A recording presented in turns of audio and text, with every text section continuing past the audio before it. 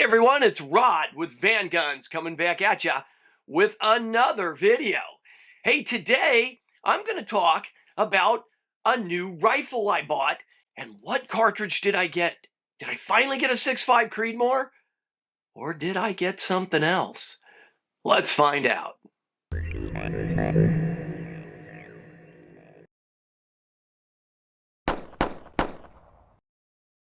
So I bought a new rifle. I'm going to do a review on this rifle. It's been reviewed to death. Guys, I went with an inexpensive budget rifle. I've got a couple of really nice rifles, but I'm trying to fill a hole. I wanted to fill a hole between my 243 Winchester, which I have in my Tikka T3X Superlight. I reviewed that gun. I love that gun. Wanted a little more oomph, but I didn't need to get quite to my 30-06 power. So I was kind of filling that gap. Ideally, I was thinking about a 270. But anyway, I ended up getting this Ruger American Gen 2, and this is a real inexpensive setup. I mean, this whole rifle with everything, the strap, everything on it, you know, $750. So this isn't fancy, and I'm going to do a review on it after I get it down to the range. I've only had it for a few days, and I'm going to take it down to the range, get this scope sighted in, and I'll give you a report on it there. But today I want to talk about the cartridge I chose. Hey, got to jump in here real quick and remind you, I've got a VANGUNS blog going into detail about some of the things we talk about in these videos, but a little more comprehensive. And please hit that like and subscribe button. I'm trying to build this channel up, and I need your help to do it. Feel free to leave comments about which of these two cartridges you think is better. So yeah, I decided, you know, I was going to fill that gap. What I really wanted was a 270. And first of all, it splits the calibers. I got a 24 and I got a 30. So 27 is literally right in the middle. But the funny thing about 27 is there's not that many choices.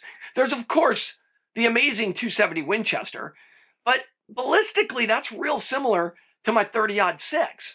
And you can't really run much more than a 150 grain on the 270 because the bullets get too long for the cartridge, and you know, so I'd be running like a 150 in it. Is that terrible? No, could have worked. It's a long action cartridge. It's proven. It's a great cartridge, but it's really, really similar to my 30-06. I was looking for something more in between to split both the power and the caliber difference between the 243 Winchester and the 30-06.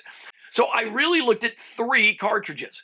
I was looking at the 6.5 PRC, and I was looking at the 7mm Remington 08, and I was looking at the 6.5 Creedmoor. And it kind of came down to the 6.5 Creedmoor and the 7mm 08 Remington. I eliminated the 6.5 PRC because that really is a cartridge designed for long-range stuff. This is going to be a deer rifle, hunting inside of 300 yards, maybe 400 yards, and that's about it. The PRC is a potent cartridge, a lot more powerful than the other two, but again, wasn't necessarily looking for power. This is just going to be deer-sized game.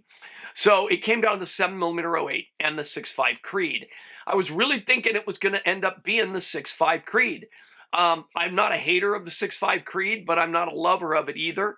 It also was designed for long-range shooting, and today in this video, I want to talk a little bit about sort of an epiphany that I had about 7mm 08 versus 6.5 Creedmoor, and I'm not sure how many people recognize how similar those two cartridges are. The 7mm 08 came out in 1980, so it's not a really old cartridge, but it's definitely a lot older than Creedmoor, which came out in like 09, I think, or 07, somewhere around there. But guys, these things are ballistic twins. It's kind of like, I was like, holy cow. So let's take a look at the ballistic comparisons between the 7mm 08 Remington and the 6.5 Creedmoor. Okay, so I've got the two cartridges on a chart here. Both of these are Hornady Precision Hunter. For the 6.5 Creedmoor, the blue line, it's a 143 grain ELDX bullet. And for the 7mm 08, it's the blue line, and that is a 150 grain ELDX bullet. The Creedmoor's a little bit more slippery, but they're very close. The Creedmoor's got a 0.625 G1 ballistic coefficient versus a 0.574 for the 150 grain on the 7mm. Okay, so the trajectories are really close, but what does it really mean? How about power? Power downrange, power at the muzzle, drop, all of those kinds of things play an important role with any hunting cartridge, or for that matter, with any precision rifle cartridge. So let's take a look at the charts. Okay, the 7mm on the left, the 6.5 on the right. Let's take a look at these two side by side. The 7mm with that 150 grain bullet, you're getting 2,770 feet per second out of a 24-inch barrel. This is all published by Hornady. Both rounds are Hornady, so if there's any errors, they're probably equal between the two. You're looking at 2,770 in your velocity. Over on the Creedmoor side, it's 2,700, so very close. Your energy, a couple hundred foot-pounds, almost 250 foot-pounds more from the 7mm. A little bit more velocity and a heavier bullet. That'll give you 2,556 at the muzzle versus 2315 at the muzzle for the Creed. So we got a little bit more velocity. That's only going to give us an advantage for a little while because that Creedmoor bullet is a little bit more slippery. Let's move down to 300 yards. We're still carrying 1,783 foot-pounds of energy with the 7mm, and the Creedmoor at 300 is giving us 1,658. The velocities are getting closer, 2,460 for the 7mm, 2,285 for the Creedmoor. So the 7mm is slowing down a little faster. But guess what? You got to go all the way to 600 yards before the Creedmoor overtakes the 7mm in velocity. That means the 7mm is flatter all the way to 600 yards, and then the Creedmoor starts to show you what it was meant to do, which is maintain energy and velocity over a longer distance. For me, the 7mm looks good here because this is a hunting 400 or less yards, so I'm getting a flatter shooting and more powerful cartridge for deer. But there's more to it than just flat shooting and power. Let's take a look a little deeper. Okay, so these cartridges are really close. Out at 400 yards, the difference in drop is just a little over an inch in favor of the 7mm. The 6.5 catches it later after 600 yards. Now, what about windage? I shoot a lot in windy conditions, and wind is not your friend.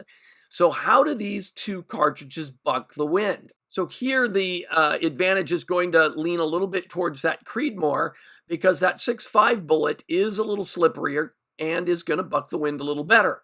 But again, there's not a huge difference in wind resistance. Let's go out to 300 yards and take a look at our windage in inches there. We're 5.44 inches for the 7mm 08 and 5.15 for the Creedmoor. Very close. Out at 400, it's, 9, just shy of 10 inches for the 7mm and, 9 1/3, for the 6.5 Creed. Again, pretty close. Okay, just for shits and giggles, let's go all the way out to 1,000 yards. This is where the Creedmoor is supposed to be, much, much better, right? It's a precision long-range cartridge. Well, take a look. The energy is 693 for the Creed, 689 for the 7mm, 1,438 feet per second is the velocity for the 7. The Creed is a teeny bit faster at 1,477. The windage way out there in inches, 70 inches versus 75. Guys, they're ballistic twins. It's like when Hornady designed the 6.5 Creedmoor, I have to wonder, were they even aware that the 7mm 08 was a thing? Yeah, they were aware of it. But I'm kind of being a smartass. But I just don't see it. I don't see why the 6.5 Creedmoor needed to be a thing.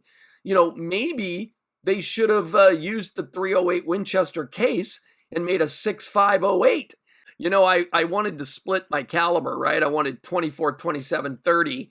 You know, kind of weird, right? Just keep it all even. Well, now I have 24, 28, and 30. Uh-oh. 26 is the one that's missing, which just happens to be 6.5. Maybe there's a 6.5 PRC in my future. I've got a problem. Is there a 12-step program for this? So there you have it, guys. Which one did I get? Well, of course, I got the 7mm 08. I mean, you saw the data. It's basically almost a ballistic twin in terms of its trajectory. It's flatter out to about 550 yards. And then the Creedmoor kind of has the advantage beyond that. But I'm getting an extra couple hundred foot-pounds at the muzzle. I'm getting way flatter out to 300 or 400 yards. Why wouldn't I take the flatter shooting gun with more power? The recoil's just a little bit more. It's close. It's not, the recoil isn't bad on 7mm 08. And it's not as light as the Creedmoor, but you know, hey, I'll take the extra couple hundred foot-pounds and a little more thump on the shoulder all day long. So that's kind of what I did. That's all I got today. I hope you found this information useful, and we'll see you next time right here on VANGUNS.